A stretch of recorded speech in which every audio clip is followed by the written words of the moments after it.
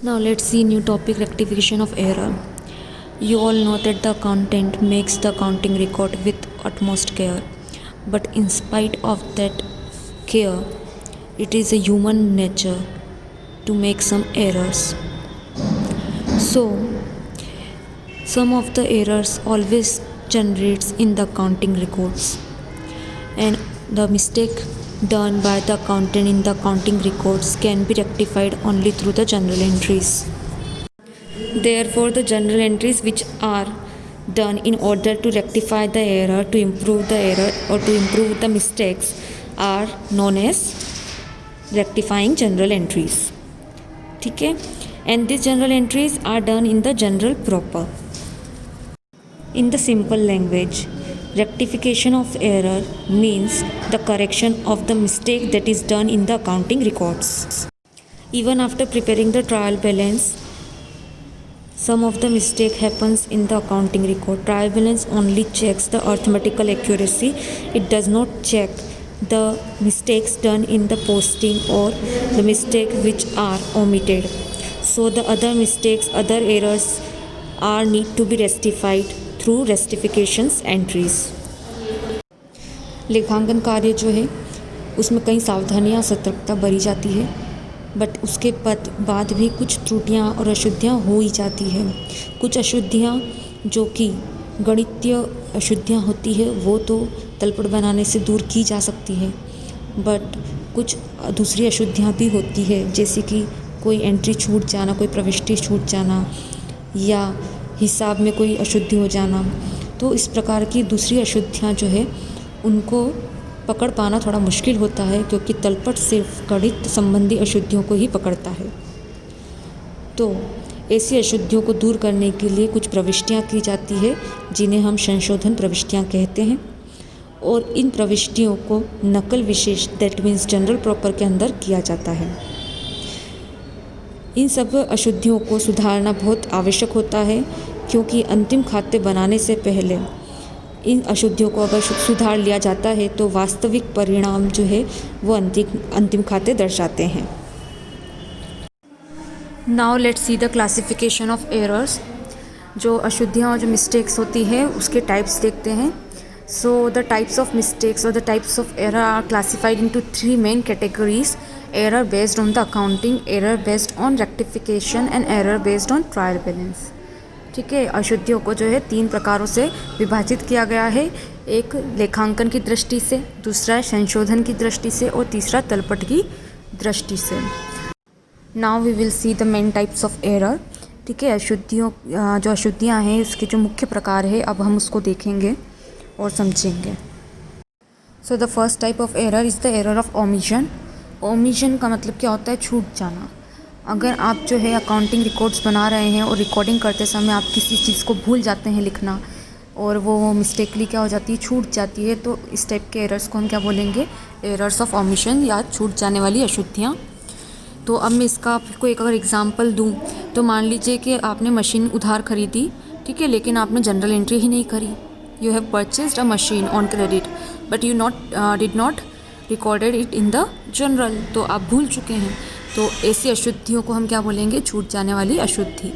इन सबको कैसे सुधारना है, how we can rectify them, ये सब हम प्रैक्टिकली पहले देखेंगे तो आपको और बहुत अच्छे से समझ पड़ जाएगा. नेक्स्ट आपकी हिसाब की अशुद्धि है, एरर ऑफ कमीशन है. तो एरर ऑफ कमीशन, हिसाब की अशुद्धि, तो आपको समझ पड़ रहा होगा कि हिसाब किताब में की गई अशुद्धि, या तो आपने गलत टोटल लगा लिया है, आपका जो योग है वो गलत लग गया है, और you may have done wrong posting, गलत आपने खतौनी कर दी होगी. मतलब आपने जनरल एंट्री में तो टोटल रकम सही लिखी, मान लो जनरल एंट्री में आपने 215 रुपीज़ लिखा, बट आपने जब इसको अकाउंट में पोस्ट करा तो आपने 125 कर दिया इसका. तो ये क्या हो गया? आपने पोस्टिंग में गलती कर दी. टोटल में गलती हो जाना, डेबिट साइड में लिखने की जगह क्रेडिट साइड में लिख दिया, या क्रेडिट साइड की लिखने की जगह हमने डेबिट साइड में लिख दिया. ठीक है, अमाउंट जब टोटल करा तो कुछ रुपए ज़्यादा या कुछ रुपए कम लगा दिया. तो ये सब क्या हुआ? हिसाब की अशुद्धियाँ हुई, एरर ऑफ कमीशन हुआ. ठीक है, नेक्स्ट हम देखेंगे तो सैद्धांतिक अशुद्धियाँ हैं, एरर ऑफ प्रिंसिपल्स जिसे हम कहते हैं. So the accountant who do not know the principles of accountancy or who have lack of knowledge of accounting principle always do this type of mistakes.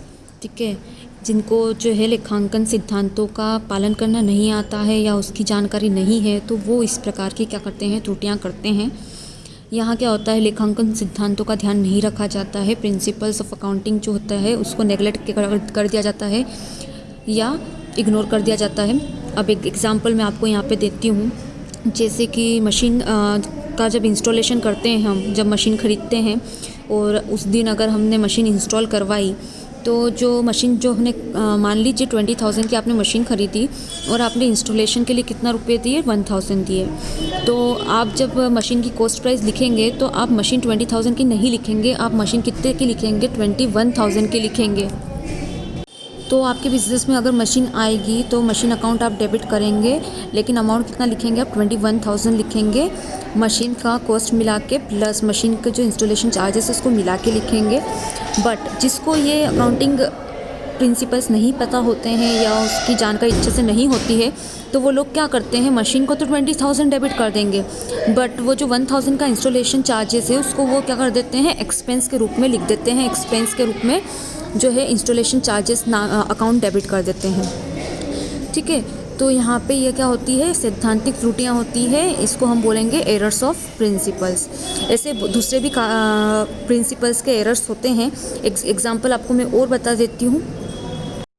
For example, paid salary to the household servant of the owner. ठीक है, जो owner है, जो स्वामी है, उसके घरेलू नौकर को क्या दिया है, वेतन दिया है। तो अब ये जो है घरेलू नौकर को दिया गया, ये तो पर्सनल एक्सपेंसेस होता है, ये निजी व्यय होता है, तो ये ड्राइंग अकाउंट में जाना चाहिए, आहरण खाते में जाना चाहिए। लेकिन जिनको सिद्धांतों की जानकारी अच्छे से नहीं होती है, वो क्या करते हैं, इसको सैलरी अकाउंट में डाल देते हैं, वेतन खाते में डाल देते हैं। बल्कि ये वेतन खाते में ना जाके कहाँ जाएगा, आहरण खाते में जाएगा। तो ये भी क्या हुआ, एक एग्जाम्पल हुआ आपका सैद्धांतिक अशुद्धि का, एरर ऑफ प्रिंसिपल का। नेक्स्ट आपकी है क्षतिपूरक अशुद्धियाँ, जिसको हम कंपनसेटिंग एरर्स भी कहते हैं।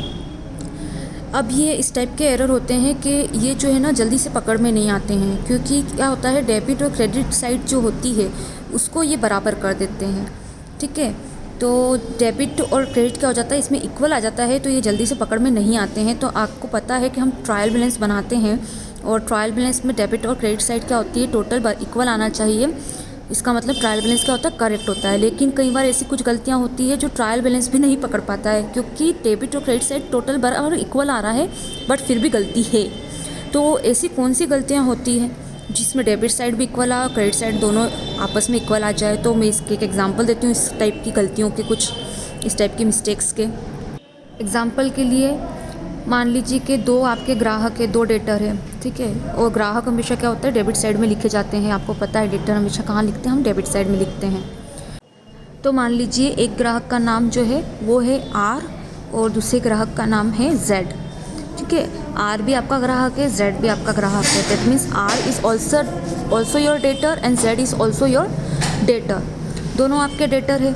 अब ऐसे केस में क्या होता है, आप आर से जो है, आपको आर से कितने रुपए लेना बाकी है, 500 रुपीज़ लेना बाकी है, और जेड से कितने लेना बाकी है, 1000 रुपीज़ लेना बाकी है। ठीक है, लेकिन क्या होता है, अकाउंटिंग रिकॉर्ड बनाते समय आप क्या करते हैं, आर जो है उसका आप जो बैलेंस है वो 300 लिख देते हैं, बल्कि कितना लेना बाकी था, उससे 500 लेना बाकी था, लेकिन आपने कितना लिख दिया, 300, मतलब आपने 200 रुपये कम लिख दिया। और जेड से जो है आपको 1000 रुपये लेना बाकी था, लेकिन आपने अकाउंटिंग रिकॉर्ड में उसको 1000 की जगह कितना लिख दिया, आपने लिख दिया 1200 रुपये। ठीक है, तो आपने यहाँ पे क्या करा, 200 रुपये ज़्यादा लिख दिया। तो एक डेटर में तो आपने 200 रुपये कम कर दिया और एक डेटर में आपने 200 रुपये बढ़ा दिया, और दोनों डेबिट साइड में लिखते हैं, तो डेबिट साइड का बैलेंस तो ऐसे भी इक्वल हो जाएगा। ठीक है, तो डेबिट साइड क्रेडिट साइड के ऑब्वियसली इक्वल आ ही जाएगी। तो यहाँ पे ट्रायल बैलेंस क्या करेगा, इसको पकड़ नहीं पाएगा। ठीक है, तो इसको हम बोलेंगे कंपनसेटिंग एरर।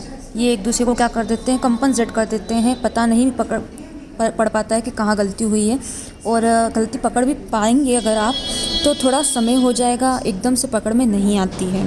ठीक है, नाउ संशोधन की दृष्टि से देखते हैं हम एरर बेस्ड ऑन रेक्टिफिकेशन। तो रेक्टिफिकेशन के बेसिस पे आपने देखा है 2 टाइप के एरर्स दे रखे हैं, एक पक्षीय, ठीक है, 1 साइडेड है, और द्विपक्षीय 2 साइडेड एरर्स है, हम बोल सकते हैं डबल साइडेड एरर्स है।